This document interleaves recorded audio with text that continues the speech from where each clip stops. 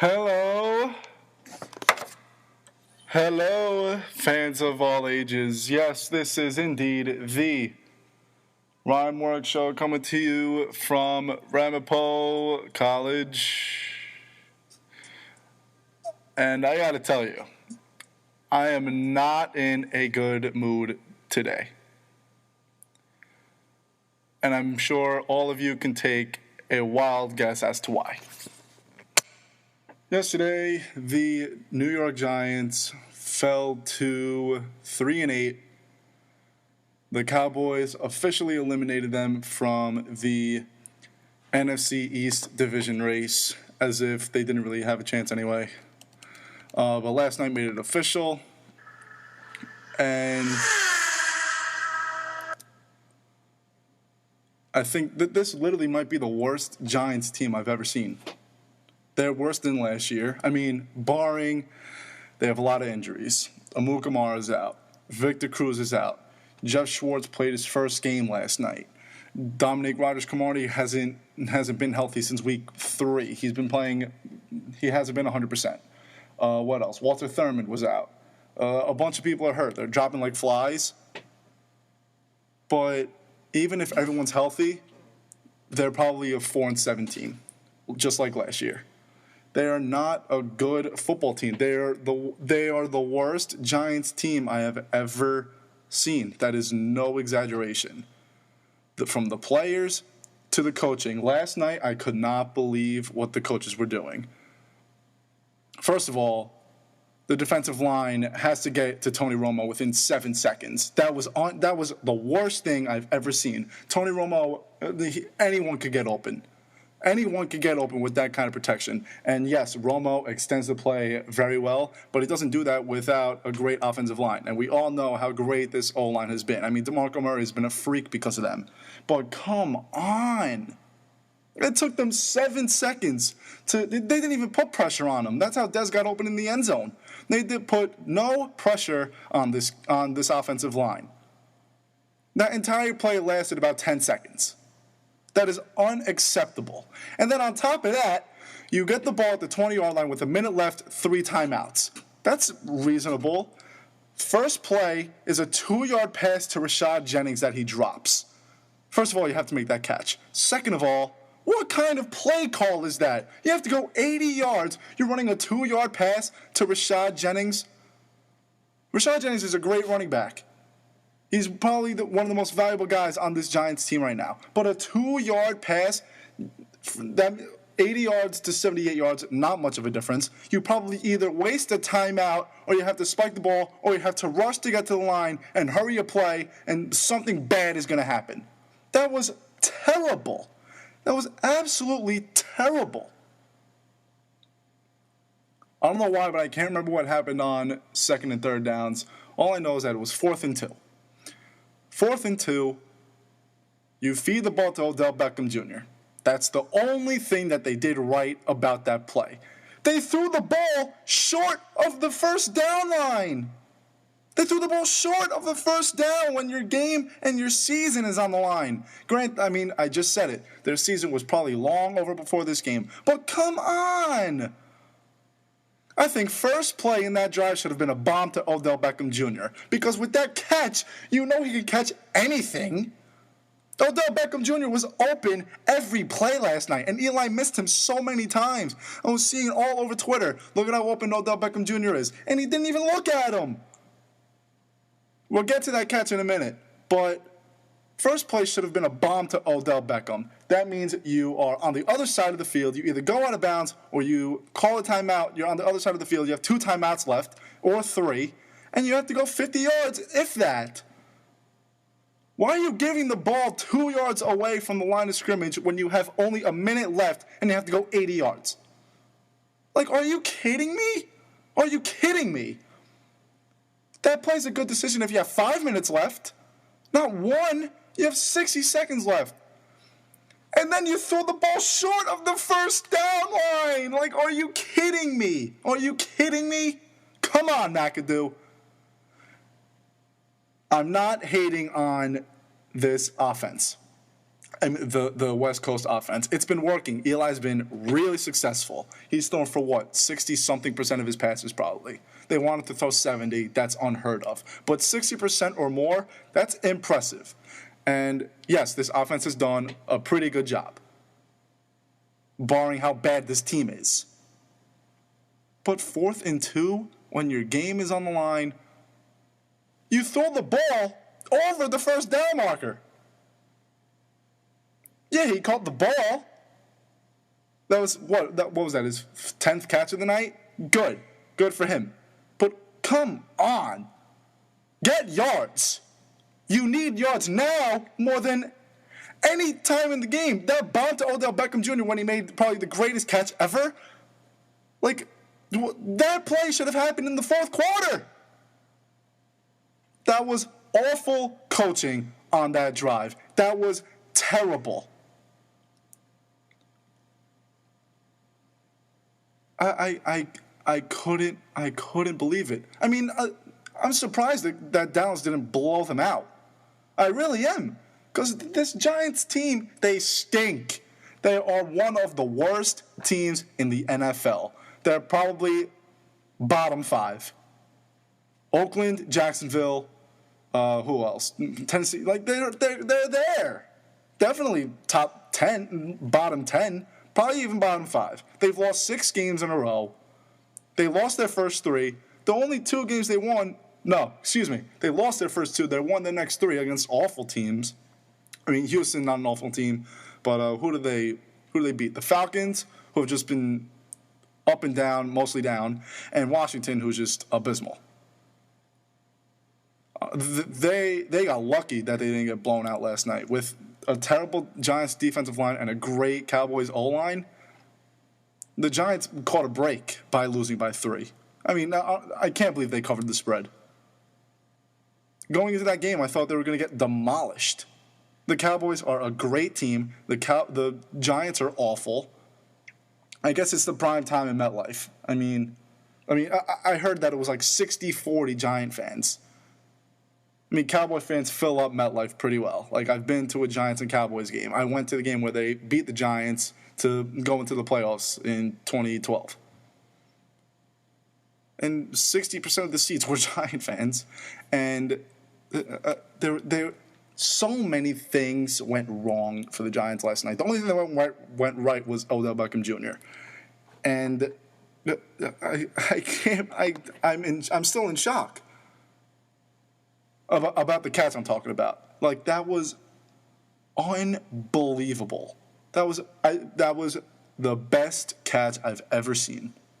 That was the best catch I've ever seen. This guy, I mean, draft night, I was not happy when they got Odell Beckham Jr. And I think I speak for about 75% of Giant fans. I wanted Mike Evans over Beckham. I wanted Taylor Lewan. I wanted that other lineman, I can't remember his name. I wanted Ebron, but he went to Detroit.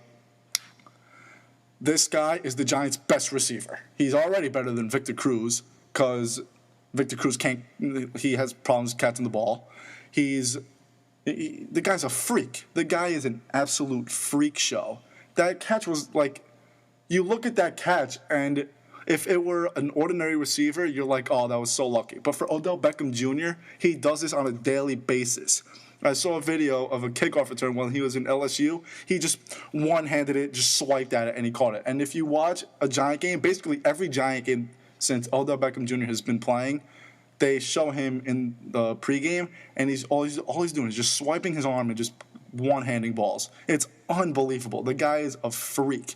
This guy has the potential to be the most dynamic Giant since Lawrence Taylor. I'm saying that right now. He's only played in 7 games. He can be the best Giant since Lawrence Taylor or Michael Strahan. He has the potential to be up there with those guys.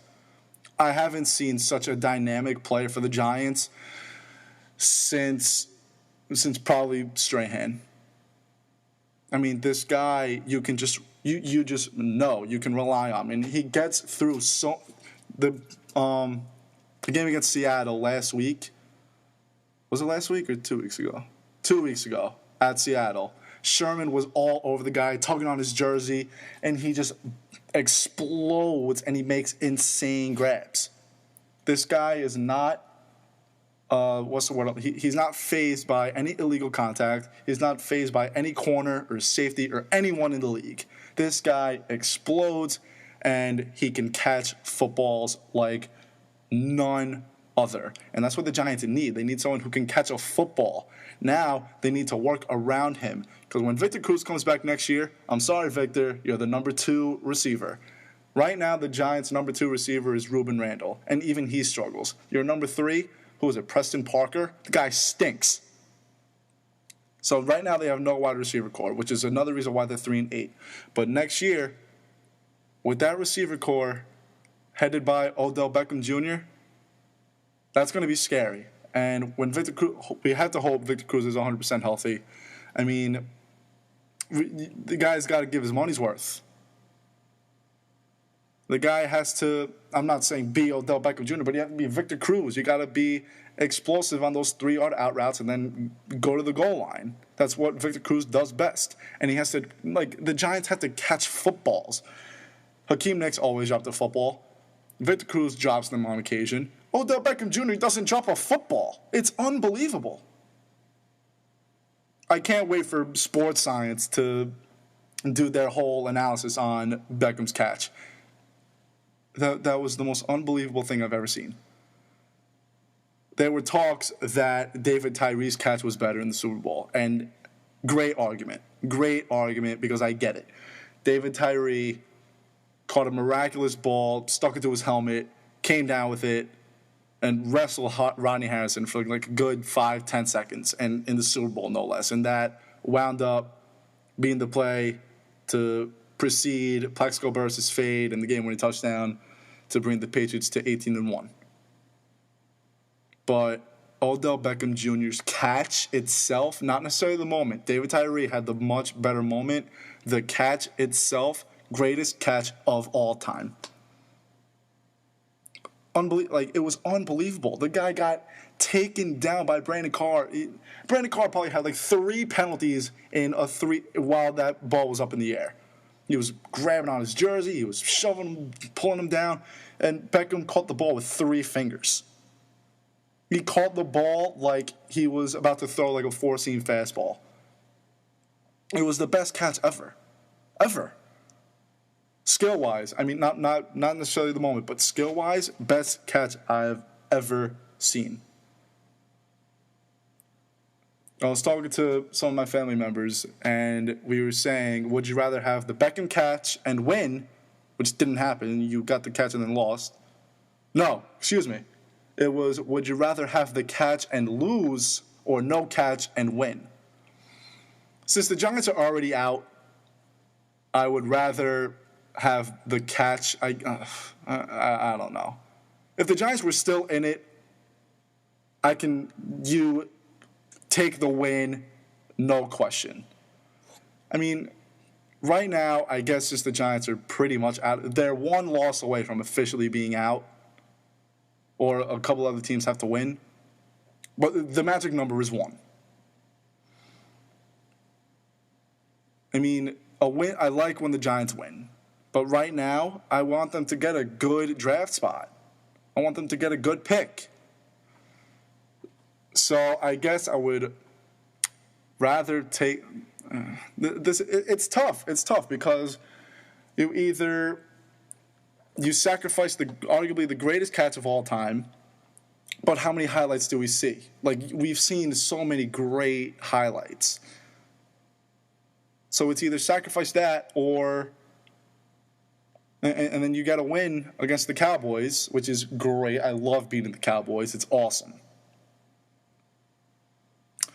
I don't know. I mean, I'm going to say, right, if I had to choose right now, I would say I take the catch and the loss because the Giants are out of it. But I'll probably change my mind in 10 minutes. But, yeah, that's how I feel. Speaking of football, the Jets are on the road tonight. They were supposed to be on the road in Buffalo yesterday, but nope. 7 feet of snow. They moved to Detroit. And and Buffalo will still be the home team at Ford Field. I can't even predict the winner. I think that this game tonight is going to be won by the team who makes the least amount of errors. If you play smart, you're going to win the football game. That's how it is with these two teams. I mean, the Jets are 2-8 because A, Geno he stunk. 2, they have no weapons. 3, they just made awful mistakes.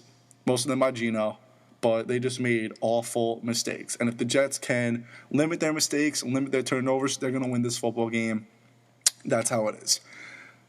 And even though they're out of it, I'm sure Jet fans want to just tank and get Jameis Winston or Mariota. But you know the Jets aren't just going to tank. No team just loses on purpose. All right, I shouldn't say that. Some probably do, but teams don't like losing. I mean, if you read Derek Jeter's website, the Players Tribune, Michael Carter-Williams had a great piece. He was talking about how the Sixers lost 26 in a row, and now they've won one of their last 38 games, and 39. And he doesn't want to tank. He doesn't want to lose and have a guy potentially take his spot. The guy wants to win, and I respect that. And I'm sure the Jets want to win also and save Rex Ryan. But, I mean, everyone knows that you need to improve this team. This team is not a playoff team, whether you practice every day, whatever you do. This team, this roster is not a playoff roster. You gotta make changes. And I mean, who knows what they really want to do? I don't have a Jet fan mind. I mean, I guess I kind of do. I'm a Giant fan, but I'm not in the mind of the Jets front office. I don't know what they're thinking. Are they thinking let's tank? Are they thinking let's try to at least have some sense of pride in us? I mean, who knows? All I know is that I'm pretty sure that they're going to win tonight. And, yeah, I think they're going to win tonight. I think Vic has limited the turnovers and the mistakes. Jets win tonight, and they are one of 2 Monday Night Football games on tonight. Saints and Ravens are tonight. The Saints are 4-6. The Ravens are 6-4. Both teams are in a very tough division matchups. Excuse me. What time is that game on tonight? 8:30. The Saints are at home. All right, Saints are at home. I'm gonna give them the W. The Saints are a completely different team at home. And you never know when Drew Brees can just go off. I mean, that's the kind of team they are. I mean, the Ravens are good. They're a good team. But the Saints' record doesn't show that they're a bad team. I mean, they're a terrible road team. I don't think they've won a game on the road yet. So that makes a big difference. But Saints tonight, and those are my Monday Night Football predictions. More football news, some sad football news. Adrian Peterson suspended. He was appealing it. And I found this really surprising. I mean, I'm sure they're just showing bias toward Adrian Peterson. That's what all football teams do. That's what teams do when their player's in a hot seat. They said that they were surprised he got suspended. I mean, are you kidding me? Legitimately, you're surprised that he got suspended? The guy beat his kids. One of them had lashes all over his body. He didn't beat him with he probably did beat him with his fists and feet and who knows what else. And he took tree branches and almost killed the kid. That's worse than what Ray Rice did or what Greg Hardy did. You cannot beat your kids like that. That is disgusting. That is the most disgusting thing one can do to someone that they love. I mean, besides murder and sexual assault, whatever. You can't hit kids like that. You cannot beat kids like that. Like, that's absurd. That is gross. We saw the elevator video with Ray Rice, which is a discussion for another day. I don't think he should have been suspended again after the video, but whatever. People are going to tell you that Ray Rice, what he did was worse than beating your kids until they had marks and bruises and lashes and whatever all over their bodies. The little kid had a lash on his scrotum because of the switch that his dad hit him with. And I'm really sure that Adrian Peterson suspended. His kids really want Adrian Peterson to be around. They're probably saying, don't suspend him because we don't want him around. I'm sure those kids really like that, huh? Surprised that he was suspended? Really? That's worse than what John Harbaugh said. John Harbaugh, after Ray Rice got his first suspension, he was like, oh, this is a fair punishment. That's worse. You can't be surprised that someone got suspended for capital punishment to the extreme. To the extreme. I mean, I get that you're backing up your players, but there's a fine line where you have to just tell the truth. There's no possible way that you are surprised that he's suspended. The guy almost killed his kids. I mean, if I were the owner of a team, I'm sure I would probably be saying some different things. I get it. But some people are going to take this very seriously. You can't be saying stuff like that. Adrian Peterson deserves to be suspended. He deserves to be whatever. Whatever punishment he gets, he deserves that and probably more. So don't be surprised that he was suspended. Big week in baseball since, last Monday probably. We're going to start with the less recent. Giancarlo Stanton is a very rich man. 13 years, $325 million to play for the Miami Marlins. First of all, I'm going to say this right now. The Marlins are idiots. They are idiots. They're paying a guy $325 million. That's the richest contract in all of sports. And a not great... They don't have a lot of money. I mean, they have a lot of money, obviously. They just signed this guy for whatever. But how are you going to expect to pay people when you're giving this guy all of your money? No one's going to bet ahead of him. No one's going to bet behind him. And then when Jose Fernandez is a free agent, how are you going to pay him? Jose Fernandez is a stud, and they're praying to get him back as soon as possible. When he becomes a free agent, he is going to be asking for probably $100,000. I mean, I completely understand why Giancarlo Stanton went there. How are you going to turn down $325 million? I'm a guy who would take a pay cut if I knew I was going to win a championship. But $325 million would make me say, forget a pay cut, forget winning, $325 million. And granted, the Marlins actually might make the postseason soon. They were, 4 or 5 games out of a postseason spot last year? With Giancarlo Stanton getting hurt late in the season, Jose Fernandez undergoing Tommy John. But they're not going to be able to afford anyone else. They're trying to, first of all, they already don't have a lot of money because 12 people go to their games a night. And then they're spending all this money that they practically don't have just for people to not go anyway. Unless if they lower ticket prices to $3 for the front row, then that stadium's getting packed. And the only smart thing that they did was the first 6 years of the deal, it was $107 million. That's about $18 million a year. And then the next 7 years were whatever, do the math. 218, I guess. Yeah, $218 million for 7 years. So that's about 30-something million. His opt-out is after the 6th year.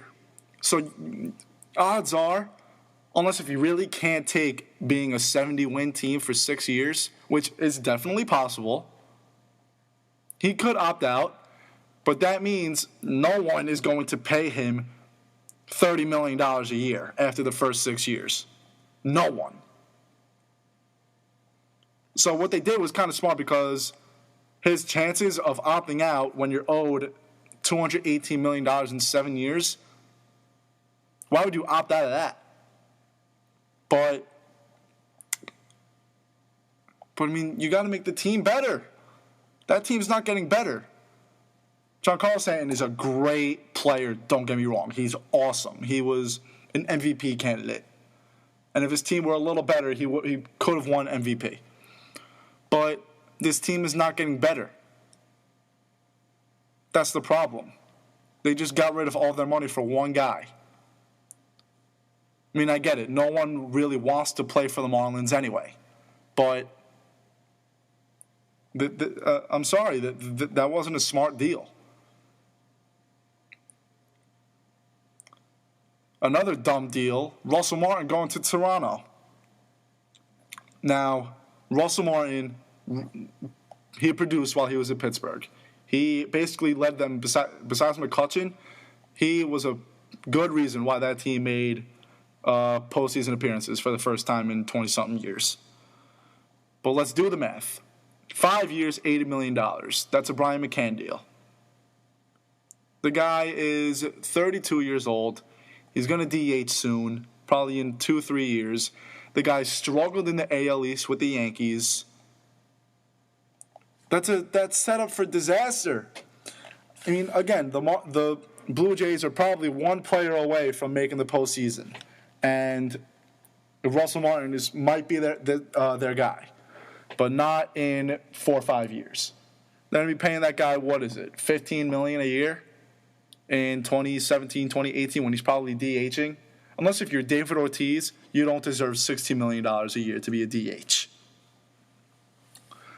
It was a dumb long-term, short-term, great deal. Long-term, stupid. His struggles are going to come back, especially,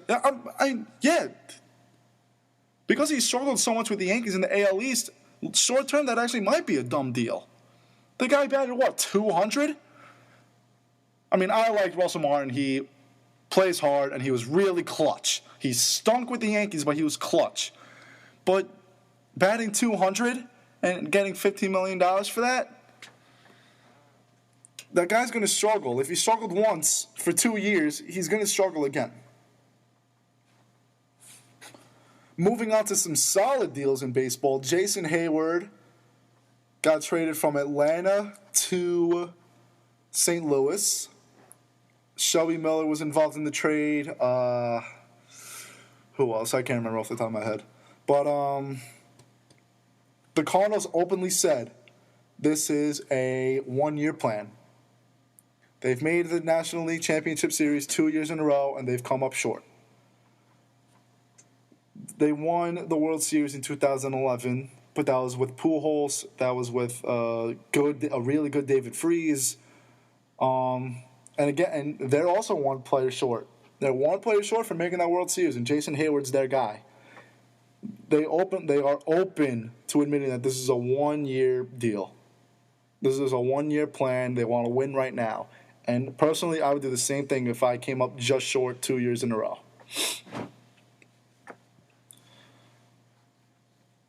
And also, this is a great deal for the Braves. They have a new stadium opening in 2017. They have 2 more years at Turner Field. They also said they're rebuilding for that stadium to open. And I think they're going to build up their farm system. I think they're going to sign guys who they're going to be like Oakland, probably adopt some sort of sabermetric idea. And then when Jason Hayward's a free agent next year, he's going to sign with Atlanta. They're going to build that team. They're going to try to get Jason Hayward when he's a free agent. They're going to build this team around him. and then they're going to be set for when their stadium opens. I think that's a great deal for both teams. And Shelby Miller is on the Braves now. That's a great addition to the pitching staff. It's a great addition. Awesome deal by both teams. I really like what they're doing. I know the Cardinals want to win, and I know the Braves are rebuilding. Awesome deal. I'm sure Jason Hayward's happy, and I know both teams are really excited about their futures, long-term and short-term. Two more great deals happened last night and this morning. Hanley Ramirez and Pablo Sandoval reportedly are in the AL East. They have reportedly agreed to a 4-year, $88 million deal for Hanley. And what was it for Pablo? Like 5 years, 90? Something like that. That's what they're reporting. No club has confirmed, but that's what people are saying. And I'm going to start with Hanley really quickly. Great addition for this Red Sox team. That middle infield is going to be awesome. Dustin Pedroia, probably the best second baseman in the league. Besides, who's up there? Altuve, Cano, Pedroia, top three, I think. And then you have Hanley Ramirez. The Red Sox haven't had a shortstop since they had Hanley Ramirez. They haven't had a set shortstop. They've had 2-year guys who have been up and down in the majors and minors, and they trade them away, and that's it. They haven't had a set shortstop, and now they're set for the next 4 years. Hanley, great bat, great glove. I love this deal for the Red Sox. As a Yankee fan, I hate it because I really wanted Hanley Ramirez to fill Jeter's spot, but great deal for the Red Sox. If I'm a Red Sox fan, I am ecstatic. As for Pablo Sandoval, who's a Red Sox third baseman right now? They have Bogarts, they have Middlebrooks, good players, good young guys. And I feel bad for Bogarts too. I mean, that guy looked pretty good, and Hanley Ramirez is just taking a spot. But Pablo Sandoval, good third baseman, better than Bogarts, better than Middlebrooks. Not worth 5 years and $90 million. And I'll tell you why. Sandoval, freak in the postseason. Flat out awesome. The guy is clutch. The guy puts on insane performances in every World Series he's been in. He's gone off. But in the regular season, he's batting .270, .280 barely, about 15 home runs on the year, not even 80 RBIs. The guy is a liability in the regular season. And you can't produce in the postseason if you don't produce in the regular season. If you don't win in the regular season, you're not making the postseason. The Red Sox are treating this like they're definitely going to make the postseason. First, right now they have no pitching. They're probably going to get Lester back, but right now they have no pitching. I mean, I do think the Red Sox are going to be better. This year was just, I don't even know what happened. But I think with these two additions, they're obviously going to be better. They're both really good players. But I'm sorry, they're not worth it. Sandoval's not worth it. And I'm actually really surprised that Sandoval took this amount of money. He said that he wanted to stay in San Fran until he retired, all that. I thought he wanted like $22, $23 million a year. That's why I didn't want the Yankees to get him. Because A, they have A-Rod, and they're probably going to get Headley also. B, with A-Rod and Sandoval, they would have had to invest $40 million at third base. I'm sorry, that's not worth it. That's just not worth it. But Sandoval, again, liability in the regular season. He does produce in the postseason, but you have to get there first. You have to get to the postseason in order to produce in there, right? You don't produce in the postseason in July. All I know is that, I mean, these are great additions for the Red Sox. I'm not saying that Sandoval stinks. Good addition for the Sox. But he's not worth that much money. But that infield definitely improved. The team improved. Middle infield is great. Sandoval is a good third baseman. The Yankees need to make a move now. Wake up. You don't have a shortstop. Wake up and sign someone, please. You got to do something. Shortstops don't grow on trees.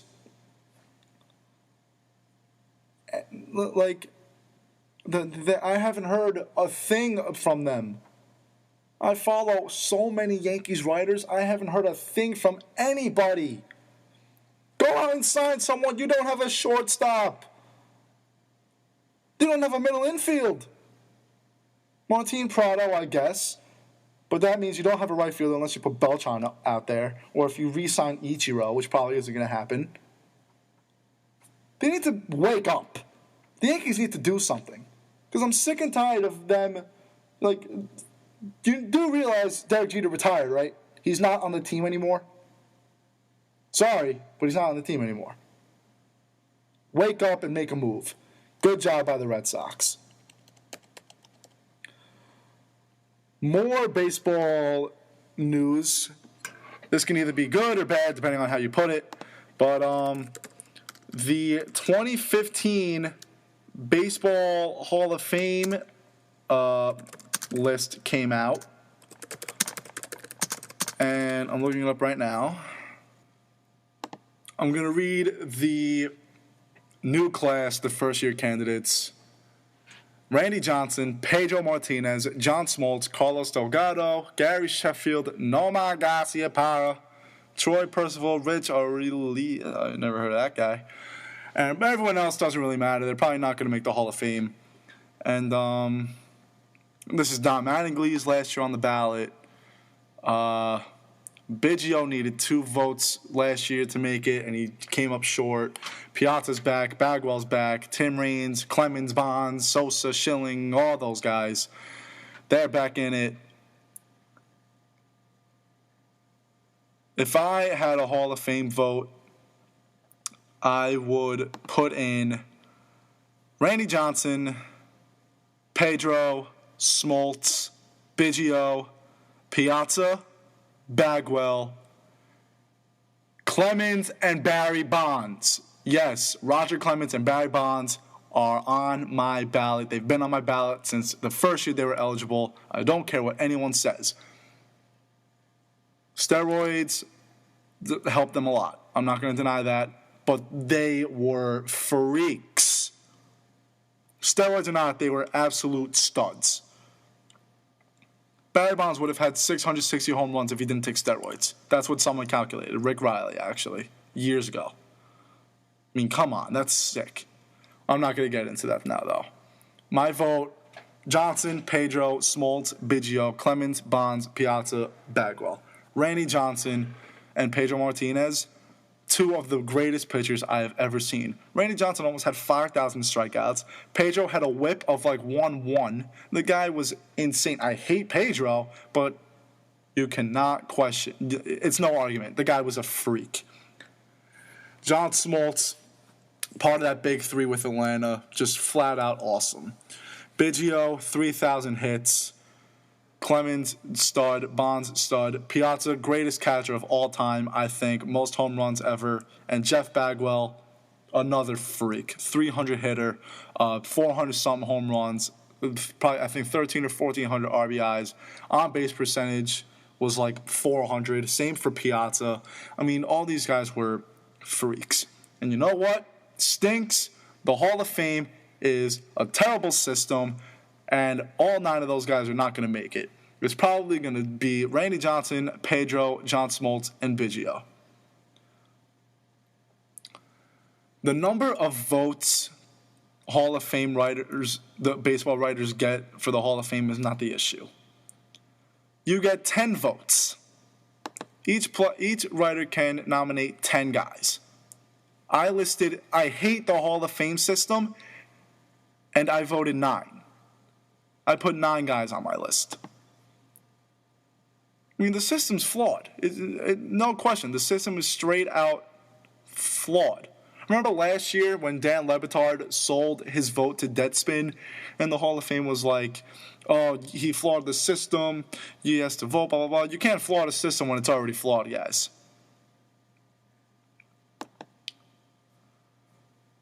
Anyway, those are my 9 picks. I really hope they all make the Hall of Fame. Obviously, I don't think there has been a class since the first class where 5 guys made it. Only three have made it. It was either 3 or 4. Made it 8 times. That's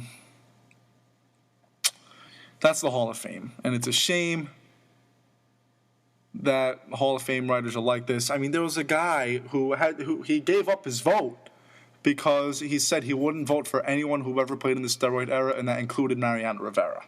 He said he wouldn't vote for him. If he didn't sacrifice his vote, if I were on the committee, I would have voted him out anyway. But that's the class of not class of 2015. That's the ballot for 2015, and those results will come in January. And hopefully, this isn't like 2013 where we had no celebration for guys who didn't make the Hall of Fame. I can't believe Craig Biggio was 2 votes away. I mean, the guy had 3,000 hits.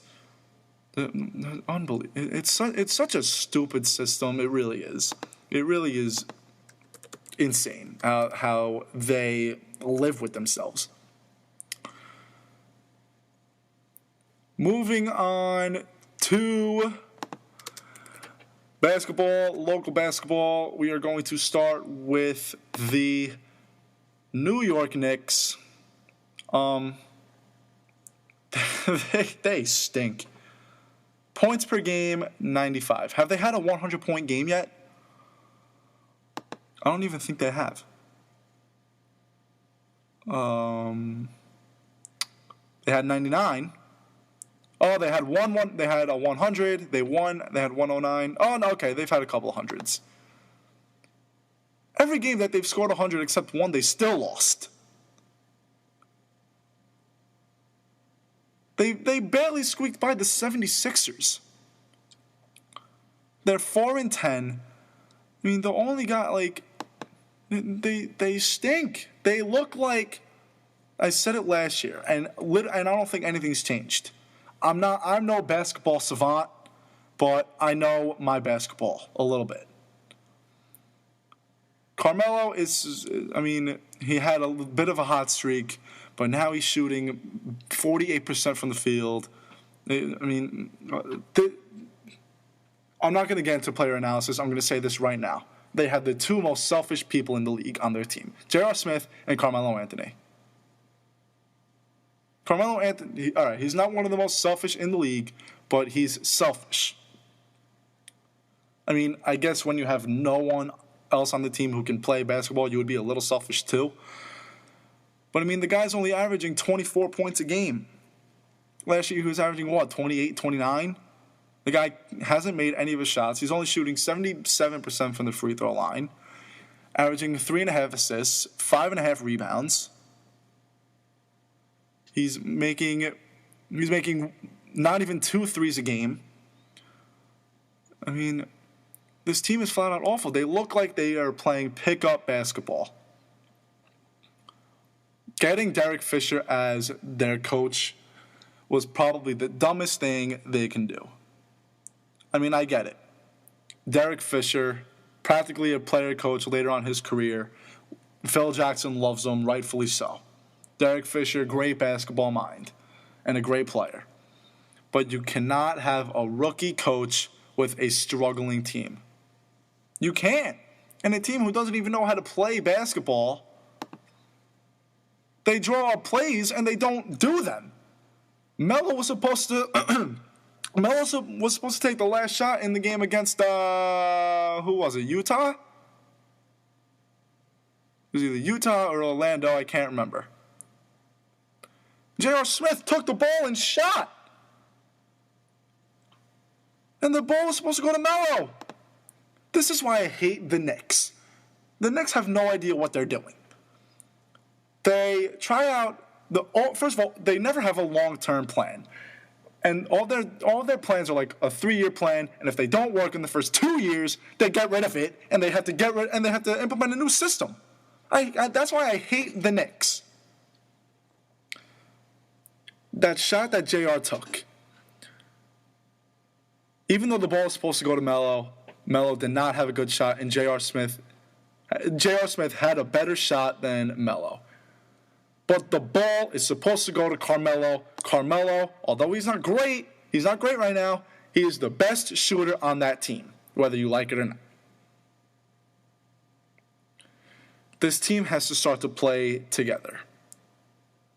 I don't know, like, however you want to define a triangle offense, that's on you, but it's not working. They're 4-10. They are, I don't even know what place they're in. They are in,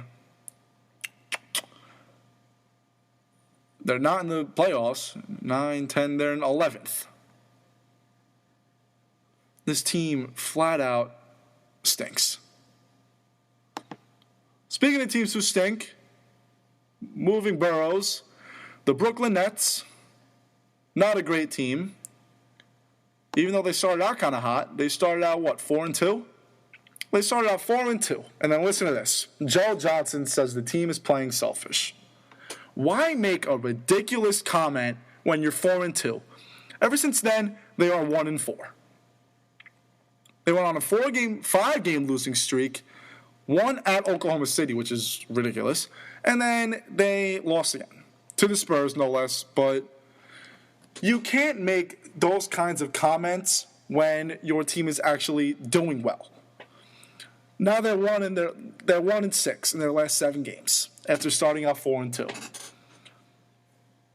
I mean, besides the whole comments, Joe Johnson cannot be the best player on the team, unless if you want to count Mason Plumlee and Brook Lopez. But I'm sorry, that can't happen. And you can't have guys telling each other that your team is selfish when they're actually playing somewhat well. I mean, again, I'm no basketball savant. I have not watched a lot of basketball this year. I've been focused on the Devils, who I'll get to soon.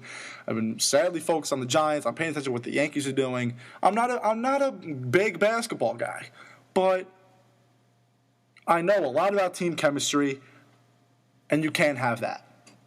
You can't have ridiculous comments in the locker room like that. Like I said, I would move on to the New Jersey Devils. I'll get into the Rangers and Islanders in a moment. But first, the struggling New Jersey Devils, they are 3-7 in their last 10 games. They lost in another shootout against Calgary. This road trip has been awful. They lost to Winnipeg. They lost to Calgary. Edmonton stinks, so you better beat them. Here's what I cannot believe. I'm on ESPN.com right now. My entire thing says Schneider. Schneider. Kincaid, who came in late in the game, and Clemenson, who started against Calgary. Schneider started the team's first 20 games. That's unbelievable. 20 or 21? 2020. I'm sorry, you can't have that. Now, granted, this defense is not good. The Devils put up 4 goals, and they still managed to lose somehow. They lost 4-3, they lost 4-2, they lost 4-2, they lost 5-4, 6-3, 8-3 they lost at one point. 4-3 they lost to the Rangers. They almost lost to Philadelphia, and they scored 6 goals. This offense has been producing pretty well. I mean, Camilleri is their leading scorer with, 7 goals right now? I don't even think the Devils had someone with 7 goals until like halfway in the season last year, practically. Mike Camilleri has 8 goals, and Jaromir Jagr, who's a freak, leads the team in points right now. Corey Schneider's goals against is .258. Some of that has to do with the defense. Some of that has to do with Schneider starting 20 games in a row. You can't start 20 games. You're going to get exhausted. Like 10 games, break. 10 games, break. 10 games, break. Even that's pushing it. Because at this pace, Schneider is playing in, probably 75 games? You can't have that. Schneider's not going to survive playing that much. And if the Devils make the playoffs, you're not going to substitute Schneider at all. I don't know what they're thinking. You can't have Schneider in net all these games. Yes, Schneider is a great goalie, and you don't have Marty anymore. But come on, guys. Be smarter than that. The Devils have 21 points right now. They started out the season having a lot more, like, they were on pace to be a really good team, and then they've just fallen apart because Schneider, all he does is play, and he's going to get exhausted. And on top of that, the defense is terrible. Penalty kills, 28th in the league. It's 74%. And they're letting up just short of 3 goals a game. I don't even want to know how many penalties they have a game. All they do is sit in the penalty box. No wonder their penalty kill is so bad. Because they keep getting on the penalty kill all the time. This team has to straighten up their defense. Because they're at Vancouver tomorrow, who has 29 points. I think that closes out the West Coast road trip. Does it? Yeah, then they're home against Detroit, who've been, all right. Then they're at the Islanders, who are what? Are they in first place right now? They are not there. Tied for first place. And they're at Pittsburgh, at Toronto, against Washington. They don't have an easy schedule coming up. It's up and down, but they got to win some games. They haven't made the playoffs in 2 years. After making the playoffs for 17 or something like that? This team's got to step it up a little bit.